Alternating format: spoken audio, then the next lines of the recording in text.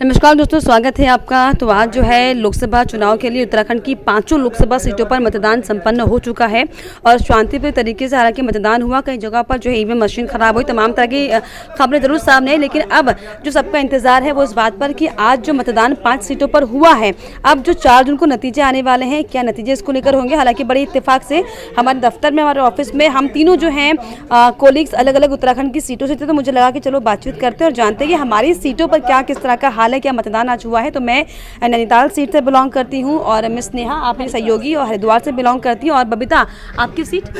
मेरी है गढ़वाल सीट, पौड़ी गढ़वाल। चलिए, बबीता जो है पौड़ी गढ़वाल से बिलोंग करती हैं। तो हम तीनों जो उत्तराखंड के रहने वाले हैं, लेकिन उत्तराखंड में हालांकि 5 लोकसभा सीटें हैं और उत्तराखंड में मुद्दे कई हैं, क्योंकि जो स्थानीय परेशानियां हैं, दिक्कतें हैं, तकलीफ हैं, उन पर के जनता वोट करेगी या फिर राष्ट्रवाद के मुद्दे जिस तरीके से बीजेपी के तमाम बड़े बड़े नेता गिना रहे, क्या उन पर वोट किया जाएगा। ये दरअसल बड़ा सवाल है। लेकिन खास बात ये भी, क्योंकि ये लोकसभा चुनाव है, विधानसभा चुनाव नहीं, और ऐसे में जनता जो है बेहद ही जागरूकता के साथ जो है सेंट्रल में जिस मिनिस्टर को चुनना होता है, जिस नेता को चुनना होता है, उस लिहाज से वोट करती है। लेकिन सबसे पहले हम जान लेते हैं, मैं अपनी सीट का आखिरी में आकलन करूंगी। सबसे पहले नेहा, आप हरिद्वार की रहने वाली है, हरिद्वार में किस तरह का माहौल लग रहा है, वहाँ पर क्या क्या परेशानी है? देखिए, परेशानियां तो बहुत हैं, पूरे उत्तराखंड में ही बहुत सारी, लेकिन अगर हरिद्वार की बात करें तो बिजली, पानी, तमाम शिक्षा जैसी तमाम परेशानियां, स्वास्थ्य से जुड़ी हुई समस्याएं, और अगर रोज़गार की बात करेंगे तो वो भी पूरे देश में उत्तराखंड में ही है। लेकिन अगर हम यहाँ पर समीकरणों पर अगर हम आते हैं तो उत्तराखंड में तमाम ऐसे चेहरे हैं जो इस वक्त पूरी अपनी साख को लेकर चुनावी मैदान में उतर चुके हैं, और यहाँ पर कोई ऐसा चेहरा नहीं है कि उसको अभी नया हो, क्योंकि तीनों ही ऐसे चेहरे हैं। चाहे वो पूर्व सीएम आप देख लीजिए, त्रिवेंद्र सिंह रावत को उतारा गया बीजेपी की ओर से, कांग्रेस की ओर से वीरेंद्र रावत को, लेकिन उनके पीछे का जो बड़ा चेहरा है वो उनके पिता हैं हरीश रावत हैं। इसी के साथ ही निशंक का जो चेहरा है, तो ये तमाम ऐसी चीज़ें हैं जिससे अभी तक ये स्थिति साफ नहीं है कि बीजेपी अगर 2 बार जीत चुकी है तो वो तीसरी बार ही जीतेगी, क्योंकि इस बार मुकाबला काफ़ी ज़्यादा कड़ा हो सकता है। मुद्दे क्या है वहाँ पर हरिद्वार में, स्थानीय मुद्दे क्या है, क्या परेशानी, क्या तकलीफ वहाँ पर लोगों को है? लोगों को, जैसा कि मैंने बताया, वहाँ पर शिक्षा, बेरोजगारी, स्वास्थ्य, इस तरह की तो जो तमाम समस्याएं वो पूरे प्रदेश में हैं, और ऐसे में आने वाले समय में देखना होगा कि किस तरह से इस पर काम होता है। लेकिन फिलहाल ये है कि जनता किसको चुनती है। सारी बात यह है कि जनता किसको चुनती है। अगर बीजेपी को चुनती है तो यानी वो संतुष्ट है अभी तक जो भी काम किया गया 2 बार से, क्योंकि बीजेपी का प्रतिनिधि जनता ने संसद में भेजा। अगर बदलती है तो जाहिर सी बात है कि जनता बीजेपी के काम से संतुष्ट नहीं है। तो अब देखना होगा क्या कुछ होता है। लेकिन अभी फिलहाल का यह है कि जनता किसकी तरफ जाती है ये तो बाद में ही पता चलेगा। आज जो है ईवीएम में नेताओं की किस्मत जो है वो कैद हो चुकी है। और आपकी पौड़ी टिहरी, मेरी सहयोगी बबीता मेरे साथ है, इनकी जो सीट है वो है पौड़ी गढ़वाल। तो पौड़ी गढ़वाल में बबीता क्या माहौल लग रहा है, वहाँ पर क्या परेशानी, क्या दिक्कतें, क्या तकलीफ, पहाड़ के अगर देखा जाए लता, क्योंकि पौड़ी गढ़वाल में वैसे तो सबसे बड़ा मुद्दा ही पलायन का है, क्योंकि वहाँ पे बहुत सारे ऐसे गांव हैं जो बहुत ही मतलब वहाँ पे जाना बहुत ज़्यादा मुश्किल हो जाता है, कि ज़्यादा डेवलप्ड नहीं है वहाँ पे एरियाज़, और वहाँ से लोग पलायन ही इसलिए कर रहे हैं क्योंकि वहाँ पे ज़्यादा विकास नहीं हुआ है। और सबसे बड़ा मुद्दा ही ये हो जाता है, पलायन का मुद्दा जो है एक बहुत बड़ा मुद्दा है उत्तराखंड में। इसके अलावा जो है मुद्दा ये भी है कि वहाँ पे बेरोज़गारी भी काफ़ी है, और पलायन करने का आदतः यही रीज़न है जो युवा वहाँ से पलायन कर रहे हैं, क्योंकि बड़े शहरों की तरफ रुख ही इसलिए कर रहे हैं क्योंकि उन्हें नौकरी चाहिए, और नौकरी जहाँ पर विकास ही नहीं है वहाँ पे नौकरी कैसे मिलेगी, सबसे बड़ी बात है। और जैसे कि टूरिज़्म वाला इलाका भी है, केदारनाथ, बद्रीनाथ, वहाँ पे 4 धाम भी है वहाँ पर। लेकिन सबसे बड़ी बात यहाँ पर ये हो जाती है लता कि वो सिर्फ तब है वहाँ पर रोज़गार जब वहाँ पे टूरिस्ट आते हैं, और हर बार वहाँ पे टूरिज़्म वाला, हालांकि टूरिज़्म वाला वो स्टेट है, बट स्टिल एक टाइम होता है, एक वक्त होता है जब लोग वहाँ पर पहुँचते हैं, उसके बाद लोगों के पास कुछ नहीं है। तो ये वहाँ पे, हालांकि वहाँ से लगातार उन्होंने अपनी एक बात भी बोली थी अपने, बिल्कुल काफी ज्यादा धीमी है, इसलिए ऐसा कहा जा सकता है कि चुनौतियां भी बहुत सारी, चुनौतियां सबसे ज़्यादा है। बिल्कुल सही कहा आपने नेहा, क्योंकि वहाँ पर क्या हो जाता है कि जिस तरह से पीएम नरेंद्र मोदी इस बार अपनी बात को बोलते हुए भी दिखाई दी थे, जब वो उत्तराखंड का उन्होंने दोबारा से दौरा किया था, कि यहाँ पर उन्होंने ये बात अपने स्टेटमेंट में कही थी कि मेरे मुंह से अचानक से ये बात निकली कि ये जो दौर होगा वो विकसित उत्तराखंड का होगा।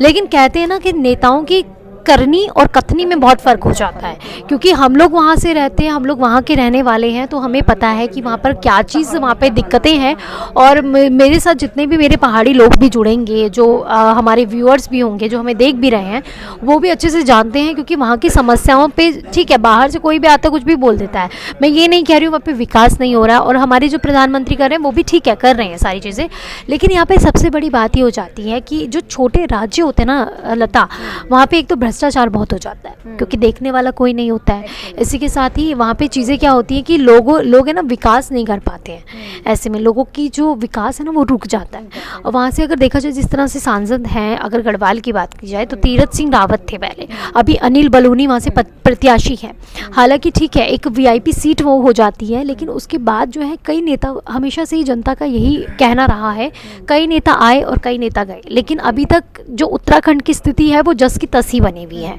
तो यानी कि यहाँ पर सबसे बड़ा मुद्दा यही है पलायन का, और दूसरा है बेरोजगारी का। लेकिन यहाँ पर ये हो जाता है जो दुर्गम इलाके हैं लता, यहाँ पे दुर्गम इलाकों की बात हो रही है कि जहाँ पे पहुँचना बड़ा मुश्किल हो जाता है, वहाँ पे ये मानिए कि ठीक है चुनाव आयोग अभी बहुत ज़्यादा सक्रिय है, ठीक है वहाँ पे पहुँचने की कोशिश कर रहा है, लेकिन उन लोगों का सोचिए जो वहाँ पे रह रहे हैं, उनका आना जाना कैसे हो पा रहा होगा, स्वास्थ्य वगैरह का वहाँ पे दिक्कतें हैं, डॉक्टर्स वहाँ पे नहीं रहते हैं, कई हॉस्पिटल ऐसे हॉस्पिटल बन चुके हैं, बट वहाँ पे स्वास्थ्य जो सुविधाएं हैं वो बिल्कुल डगमगाई हुई हैं। तो ये वाली समस्याएं बहुत ज़्यादा हैं। जी लता, बिल्कुल। तो जिस तरीके से देखिए हमने 2 सीटों का हाल जाना, हरिद्वार में भी वही स्थिति बनी हुई है, और क्योंकि पौड़ी गढ़वाल जो है पहाड़ी इलाका वो है, और वहाँ पर समस्या ज़्यादा इसलिए हो जाती है क्योंकि वो पहाड़ का इलाका है, वहाँ पर किसी भी चीज़ को पहुँचने में थोड़ा समय ज़्यादा लगता है शहर के मुताबिक। और अब अगर हम नैनीताल सीट की बात करें, क्योंकि मैं नैनीताल सीट से बिलोंग करती हूँ, लेकिन नैनीताल में जो है वो भी पहाड़ी इलाका है, वहाँ पर भी लगातार जो है समस्या तमाम तरह की, हालांकि कोशिश तमाम पार्टियाँ ज़रूर कर रही हैं कि हर ज़िलेवार तरीके से आगे क्षेत्रों को विकास किया जाए, लेकिन जिस तरीके से नैनीताल में बिल्कुल अजय भट्ट जो है वहाँ के सांसद हैं, वर्तमान में भी उनको उसी सीट से टिकट दिया गया है, लेकिन जनता क्या वाकई इतना खुश है? क्योंकि इसके पहले भी आपने तमाम जो है वीडियोस देखी होंगी किस तरीके से अजय भट्ट को लेकर और पीएम नरेंद्र मोदी को लेकर जो है लोगों में नाराजगी, भले ही लोग खुश जरूर दिखाई पड़ रहे हैं कि राम मंदिर बना दिया, धारा 370 को हटा दिया है, 3 तलाक को हटा दिया, लेकिन लोगों की जो रोजमर्रा की चीजें हैं वो कहीं ना कहीं इन बड़े बड़े फैसलों से फुलफिल नहीं हो पा रही, जिसकी नाराजगी जो है। हाँ बिल्कुल आपने वाली बात बिल्कुल सही कही है, क्योंकि राष्ट्रीय मुद्दे हालांकि बीजेपी लेके आ रही है, लेकिन एक राज्य मुद्दे होते हैं, अपने घर के एक मुद्दे होते हैं। जिससे मैं एक एग्जांपल के तौर पे बताती हूँ, फॉर इंस्टेंस कि आपको पता है कि आपके घर में बहुत सारी चीज़ें नहीं हैं, आपको पता है कि पड़ोस में चीज़ें हैं, बाकी जगहों पे चीज़ें हैं, लेकिन आपके घर पे खुद पे ही वो चीज़ें नहीं हैं, आपको चीज़ों की ज़रूरत है, आपके घर में वो चीज़ें नहीं आ पा रही, लेकिन आप बाहर की चीज़ों से बड़े खुश हो रहे हो, तो ये वाली चीज़ें हो जाती हैं। तो इसीलिए ये वाली बात आपने बिल्कुल सही कही है कि राष्ट्रीय मुद्दों पे जो राज्य के मुद्दे हैं उस पर ज़्यादा हावी मत होने दीजिए, जो राष्ट्रीय मुद्दों को राज्य के मुद्दों पर हावी मत होने दीजिए। जो आपको लगता है, अगर आपको लग रहा है कि आपके जो सांसद बनने योग्य हैं, आप उन्हें ही सांसद चुनिए। ये नहीं हो कि नहीं मुद्दे कुछ और हो रहे हैं कि नहीं राष्ट्रीय तौर पर ये चीज़ें हमारे लिए कर दी गई हैं, तो उससे आपका पेट नहीं भरेगा, सबसे पहली बात है। यानी कि जो राष्ट्र के मुद्दे हैं बिल्कुल वो स्वाभाविक के काम होना भी चाहिए, लेकिन हमें ये देखना बहुत ज़रूरी है कि क्या हमारी नीड्स फुलफिल हो पा रही हैं। और वही नैनीताल में है, नैनीताल में हालांकि अजय भट्ट जो वर्तमान में सांसद है, लोगों की नाराजगी है कि पहाड़ों में अभी भी जो सुविधाएं हैं वो नहीं पहुंच पाए जितना वादे किए गए थे। तो नैनीताल में भी हालांकि नया चेहरा कांग्रेस का प्रकाश जोशी, उनको मैदान में कांग्रेस उतारा है, लेकिन जो जाहिर तौर पर जो सीट जाएगी बीजेपी के खाते में जाएगी। लेकिन जिस तरीके से सीटों का हमने जिक्र करे, लेकिन क्योंकि इसका जिक्र बहुत ज़्यादा ज़रूरी हो जाता है बबीता और नेहा, क्योंकि अब जो हम वोट कर रहे हैं, हम लोग युवा हैं, सभी तमाम युवा देश हमारा भारत का है। ऐसे में क्या लगता है कि जो आजकल जो लोग वोट कर रहे हैं भीड़ का हिस्सा बनकर क्या वोटिंग हो रही है कि जिस जगह पर भीड़ की धारा बह रही है हम भी वहीं बहेंगे, या फिर इंसान अपनी चीज़ों को देखकर, अपने मुद्दों को देखकर वोट कर रहा है? क्या लगता है कि आपको लोग जागरूक है इस चीज़ को लेकर? बिल्कुल लता, ये आपने बहुत अच्छा सवाल पूछा है। मुझे ऐसा लगता है लोग भेड़ चाल ही चल रहे हैं, क्योंकि लोगों को जब बात करती हूँ अपने घर वालों से या फिर अपने रिश्तेदारों से, तो वो बोलते हैं कि मैं किसी पर्टिकुलर पार्टी को पॉइंट नहीं कर रही हूँ, प्लीज़ इसे किसी और अदरवाइज़ मत लीजिएगा। बट मैं एक बात बता रही हूँ, जब हमारी एक कॉन्वो होती है, एक छोटा सा इंटरेक्शन जब हमारे घर में भी होता है, तो मैं ऐसी पूछती हूँ, जानने की कोशिश करती हूँ कि आके, क्योंकि जनता है, सबका दिमाग जाना ज़रूरी होता है, आप अपने घर से ही शुरुआत करते हैं। तो वहाँ पे जब भी मैं उनसे पूछती हूँ वो बोलते कि अरे कोई बात नहीं, वो मुद्दे कुछ नहीं है, मोदी हैं तो इसलिए हम वोट दे देंगे क्योंकि हमें वो पसंद है, वो बहुत सारी राम मंदिर वाली चीज़ें करते हैं। और जब मैं ये पूछती हूँ कि आपके राज्य में कोई ऐसा काम हो रहा है, तो वो चुप्पी साध लेते हैं, यानी कि उनके पास जवाब नहीं है। बोलते हैं हाँ ठीक है चल रहा है, कोई नहीं, अब कर देंगे, मोदी जी हमारे यहाँ पे भी कर देंगे। यहाँ पर मैं पहले मैंने पहले भी बोला, मैं दोबारा बोल देती हूँ, ऐसे कोई मैं उन्हें पर्टिकुलर उनको कोई पॉइंट नहीं कर रही हूँ, पॉइंट आउट नहीं कर रही हूँ, बट मैं बस एक बात बता रही हूँ। चीज़ें यही चीज़ें होती है कि वो भीड़ चल वो जो चलते हैं लोगों को, लोग अपने लिए जागरूक नहीं है। वो जो हमारा एक वोट है बहुत ज़्यादा चोट करता है, इसलिए इंपॉर्टेंट है कि आप अपनी परेशानियों को समझिए। नेहा, आप हम सब में जूनियर हैं, यानी कि हम सबसे ज़्यादा युवा हैं, इसका मतलब आप हमसे सबसे ज़्यादा युवा हैं। ऐसे में क्योंकि आप एक ग्रोइंग समय में हैं, आपको क्या लगता है बीइंग अ यूथ, आपको क्या परेशानियां लगती हैं आपके आसपास, आपके घर के आसपास, आपके ऑफिस के आसपास, आपके मतलब आप जहाँ भी एक नेशन में अगर आप रह रहे हैं, आपको क्या लगता है कि आपकी क्या क्या नीड्स हैं जो कि सरकार को फुलफिल करनी चाहिए? अगर मैं पर्सनल लेवल पे अपना जो पर्सनल एक्सपीरियंस है मेरा, अगर हम इसके आधार पर बात करते हैं तो नो डाउट कंट्री में बहुत सारे ऐसे काम हुए हैं जो इससे पहले नहीं हो सकते थे, चाहे वो 370 हो, चाहे वो राम मुद्दा हो, या फिर वो 3 तलाक हो, या फिर वो उत्तराखंड की अगर हम बात करेंगे यूसीसी लागू होने की बात हो, ये एक बहुत बड़ा कदम है। लेकिन तमाम ऐसी चीज़ें हैं कि